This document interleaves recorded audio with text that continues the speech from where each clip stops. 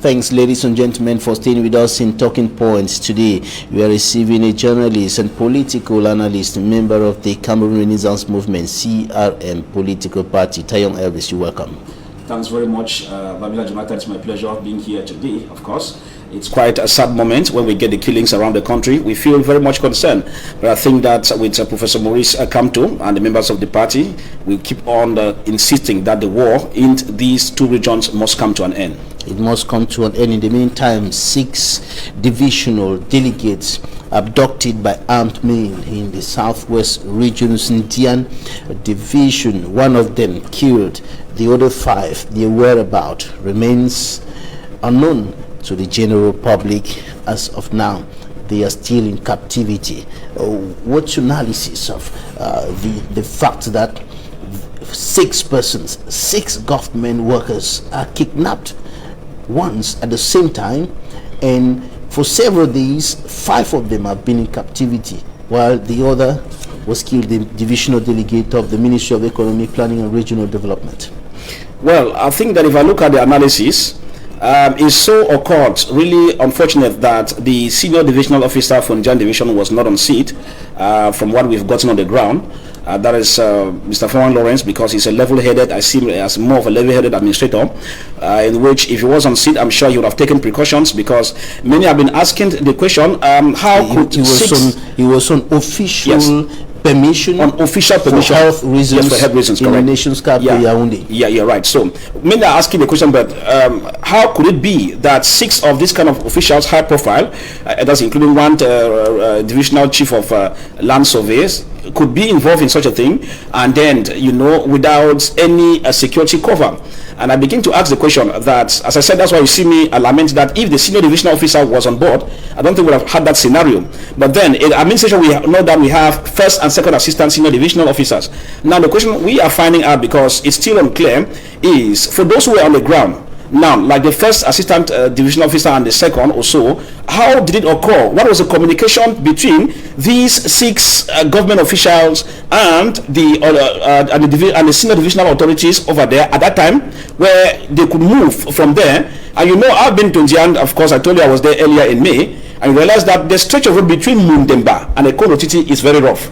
I tell you, it's a large stretch of road, made of mostly forest area, where we usually have most of the guys along the line. Now, the main issue we're asking the question is, it's difficult to understand, because if they leave from there to come for a land demarcation for a multicultural, that's a multi-company. We talk about Enyo, for example, as we got, though we don't know if it was for the demarcation for the Enyos per se, but from the unconfirmed side, they were going to carry on demarcation for a new site for Enyo. But now in the Ekonotiti, the question we're asking is whether they were going for demarcation of Enyo or any other official site assignment. The question now is, how did they leave without being assigned to be accompanied by security forces? Now we understand that in administration, if you are leaving, probably like the first or second assistant could maybe give instructions for the security to accompany you, and then when you are getting into another area of jurisdiction, we talk about the subdivisional area of jurisdiction, under normal conditions, the GO for Ekonotiti was supposed to also receive them, probably with his own we call it état major, as they call it in French, and security forces. Remember, we have a military base in Ekonotiti, just as we have a military base in Mundemba. Now, the question we ask, which we are still to understand, is how did they get here, getting right into Ekonotiti, where the GO in Ekonotiti did not receive them, nor did not also accord security officers to follow them to the site where they were carrying out the exercise of demarcation. So it is $1 million question, but I think that there is more to that. I will still be on the ground several times to get that fact, to see exactly why, because it's abnormal. I repeat, it's abnormal. If you come to Douala, where we are, you remember that even in normal land demarcations, even in Bonaberi, you always discover that since as land issues are complex, sometimes you see when the official are going out, they go out at least a gendarme officer or a police officer. But now the question is, how does it occur in a volatile area, which we know very well, and these officials move? Because we don't yet have indications whether there was we don't have indications whether there was we had security forces accompanying them, but we only got that they were taken. So it looks like they were taken just like flies, and then carted away or taken right into the bushes. The question now is, what happened with the security lapses that we had on the ground? It's something that we have to find out and get to the crux of the matter. And in a difficult security environment like the two English-speaking regions of the country, especially areas that are far away from the urban centers, it's difficult to understand this, how government officials, knowing that to an extent they are prime targets of some of the armed men, can be moving around, moving in that number at the same time without security and defense forces going with them. It's really difficult to understand. Jonathan, very difficult to understand. That's why you see we are saying that from the way the events occurred, or the incident rather occurred, which is an unfortunate one, we are still to get to the crux of the matter, because the main thing as we get is that if you go over a land demarcation, as I said earlier, normally there are parameters, there are procedures. Now we have some questions. Did these delegates move to the office of the first or the second senior of the first or second assistant senior division officer in Indian division? That's the first thing we ask. And if they went there, what was the response for the first and the second assistant senior divisional officer? Now, if they went there, another point we're asking is, within the delegates themselves, did they weigh it to see that it was very convenient for them to leave from Mundemba to Ekundo Titi without being accompanied by military? It's $1 million question. As I said earlier, we will also be finding out the Geo of Ekundo Titi, was he aware that these 5 divisional delegates and 1 divisional chief of survey, they were coming on a mission into his own area of jurisdiction?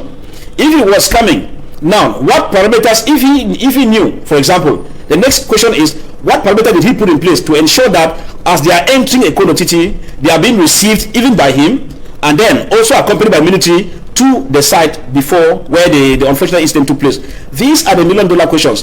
And as I said earlier, it is an unfortunate situation because we are still talking, we don't even know the fate of the others who are still in captivity. But then our main issue here is that it is an indication that all is not well, because we understand that the crisis looks like it's taking another phase.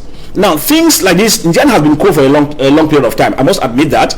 I've gone to Indian several times, even though I go all the way through Idi now, and they say the road between Kumba and Mundemba and even the Kutiti is not very certain when you are moving on that stretch of road. Now, the question now is, if Indian has been calm for some time, we'll be asking several questions. What has happened that all of a sudden we see insecurity coming up in Indian, in the Ekundo Titi? We had even the issues of the oil mills that took place, the were destroyed, and private oil mills that were destroyed. Private oil mills that were equally destroyed, and the like. So we realized that, and we know that another military vehicle was intercepted around the bushes somewhere in Ekundo Titi. We just saw the images and all the like. So start asking, if insecurity is coming back in Ekundo Titi and also in Jan, what could be the issue?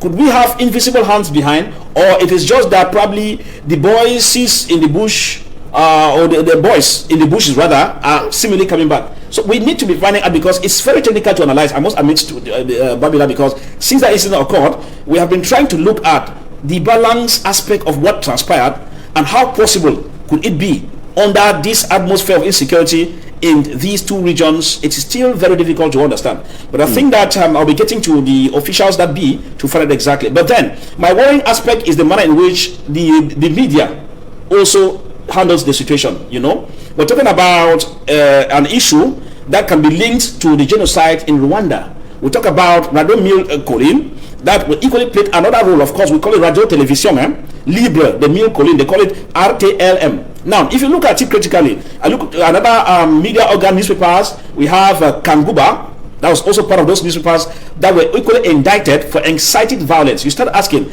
but how do you look at it that we are reporting a situation in Indian, and then media organs take up, which is right to report and right to verify facts, but they tell you that non-indigens or non-Indian youths, you see the caption where it comes. Now, I said earlier, without fear or favor, that under these normal conditions of reporting, in a state where we're talking about unity, national unity and integration, I think that the National Communication Council is supposed to assist us in this direction, to tell us whether we are on track to carry on this kind of reporting, putting in place this kind of titles we find, or if it was sponsored, we don't know. But we think that it's very worrisome, because we are not we are at a critical situation here. Now, if you get those kind of reports telling about non-Jan youth, non-indigens, it tells you that we are inciting hate speech, and this is what we think that the Musonga Commission has been fighting against. So I think, in real terms, without fear or favor, that if the powers that be, I think that the president, who is a veteran journalist, Mr. Joe Kalabose, is supposed to call on those medias. Now, where is the litmus test, Babila?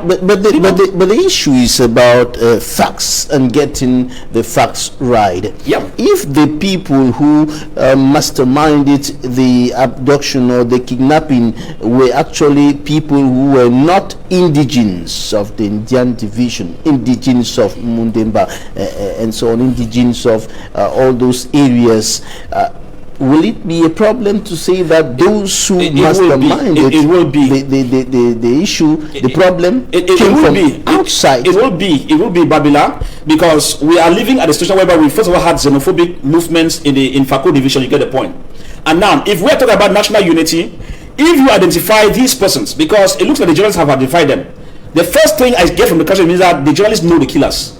They know their identities. Remember, these ones surely are not from Indian, or they are from somewhere else. So if they know, the first is that they should help the security forces. That's why I've been saying here that if they have a proof, which is they have to keep it for themselves, but the authorities that be are supposed to call on them, work with these guys so they identify the abductors and tell us more about the story. Because if you say non-indigens or non-Jan youths, we think that you will be promoting hate speech. Come to think of it, Mr. Babila, what if you say that kind of, you give that kind of scenario, and then the next minute, maybe an Aroko guy storms an area of probably a non-indigent? Do you know the kind of the kind of result we will record here? So I think that hate speech is already dictated in the whole issue. There is no justification. If we were saying that we are supposed to condemn the killing. Now the government and the powers that be are supposed to probe into to find out their identities, and they are the ones who are better placed to know how to handle the identities of those who are involved, and not a journalist who comes and tells you that non-indigens, non-Indian youth. I have relatives Indian, I have relatives in Ekono Titi. Now, how do you put that kind of scenario? It means that if it has to be taken seriously, you'll be putting me at loggerheads with those guys, with probably the guys who originate from those areas. I think it's an error in the reporting that needs to be put into order by the National Communication Council. The litmus test, Babila, is simple. If the government and National Communication Council does not put order in these papers to get to them, so they help us get the killers who are non-indigens of Njan, or they give us other facts to the government to work on it, it means that the government is an accomplice. That's the litmus test.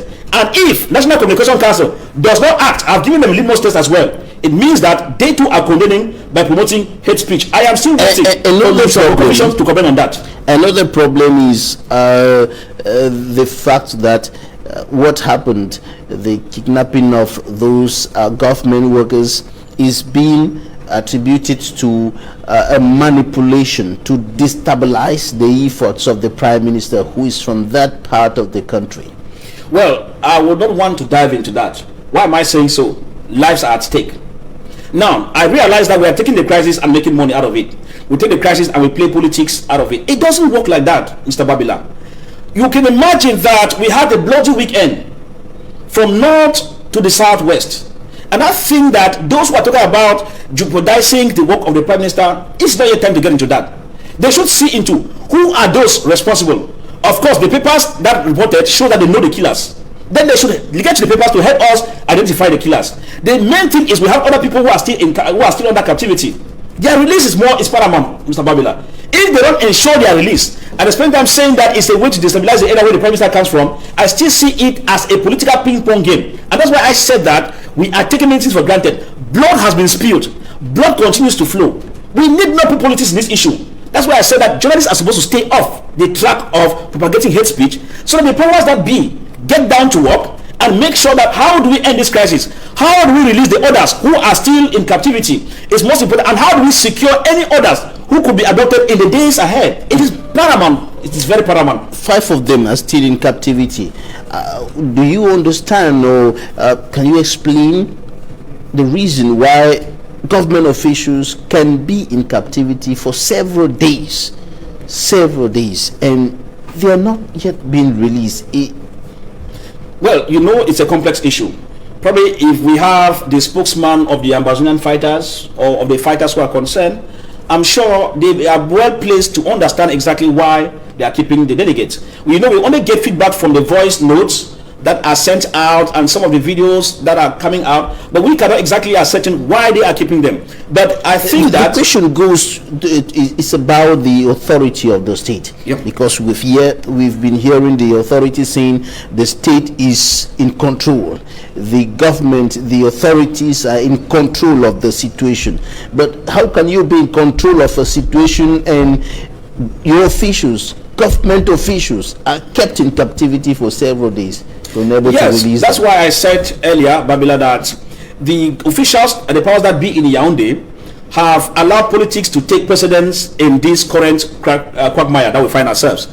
Just imagine that people are in captivity and you're already getting other versions saying they want to destabilize the era of the prime minister. Does that make sense? This is what we call witchcraft in broad daylight. Because the most important aspect we're talking here is that first, Yaoundé should acknowledge that it's not going well. And that's why you see us talking all the time with CRM saying that no to the war in these two regions. This is a cry we started long ago. It's not because we like it. Now, when you get political prisoners who are advocating for the war to come to an end in these regions and you put them in prison and you keep judging them and adjourning the case over and over, how do you look at it? Whereas those who are accused of having embezzled COVID-19 funds are still there, removing a tell us presumption of innocence for COVID-19 funds, embezzlers, and you say for those who stood on the way to say no to the war in the Northwest Southwest, and they are currently languishing in jail. How do we explain that? So in a nutshell, Mr. Babila, we must be honest to call a spade a spade. The government, from these indications on the ground, should know that they are far from resolving the Anglophone crisis. And we think that we'll keep on putting pressure for the government to yield, because if these delegates are adopted, tomorrow it could be you, tomorrow it could be me, it could be any other person. So how do we look at it? Must we see people we keep losing people on the ground every day because the government is giving another fake story that everything is under control? Nothing is under control from what transpired over the weekend. Things are still getting worse, Mr. Babila, and I think that Yaoundé should listen very well and take their responsibility, because they will account for it. I told you earlier, the media organs, Colin, we have newspaper Kanguba, they were all brought for trial. The owner of Kanguba, Mr. Hassan, took 42 years in jail as his jail term. The others were doing Colin, 3 of them got life imprisonment and the other peanuts. It tells you that what we are doing here, as we keep deceiving the people that all is well, we will answer these charges not long from now. We'll answer the charges not long from now. In the meantime, there is, while some of the government officials are in captivity, there is a stiff battle against secessionist or non-state armed groups in the northwest region of the country, precisely in the area which is referred to there as the epicenter of the crisis in the northwest region. I'm talking about the Bui division, and people have been dying, people have been killed, both soldiers, civilians, and it continues like that. Well, it's so sad. I saw the graphic images from Bamali. I saw what happened on the ground. It's so sad that the government still keeps playing a ping-pong game. I got the governor of the Northwest region and the president of the regional council who went to Yaoundé, and they had a loan agreement, 106 billion to tie the Bamenda River. No, Mr. Babila, they are giving the prisoner all as well.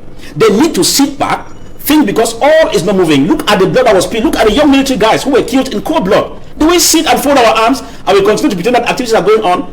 Mr. Babila, Yaoundé has expired, and I think that if they are not doing the right thing, they will answer not long from now in the due courts of law. Thanks very much, Tayong Elvis, journalist, political analyst, member of the Cameroon Renaissance Movement, CRM political party. Thank you for your time. It's my pleasure being here, and I hope that the government listens and ensures that this war comes to an end. Thanks, ladies and gentlemen, for staying with us. That's it for today. NOSO is up next.